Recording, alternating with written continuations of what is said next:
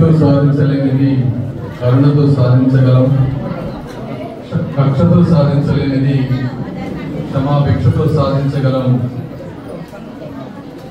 అనే యేసుక్రీస్తు బోధనల్ని పూర్తిగా నమ్మి శాంతి మమత ప్రపంచవానికి స్ప్రెడ్ చేయాలనుకునేటువంటి ఈ ఉన్నత విలువలకి కృతజ్ఞులం.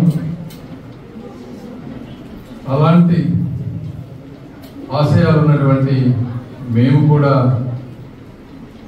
ఈరోజు రాజకీయాల్లోకి వచ్చాం కాబట్టి మమ్మల్ని కూడా ఆశీర్వదించండి. అదేవిధంగా మాకు సాధ్యమైనంత వరకు పేదరికంలో ఉన్నటువంటి అందరినీ కూడా ఏదో విధమైనటువంటి మేలు చేయాలనేటువంటి ఉద్దేశంతో ఉన్నాము. మీకు మమ్మల్ని ఆహ్వానించిన అందరికీ కూడా శుభాకాంక్షలు.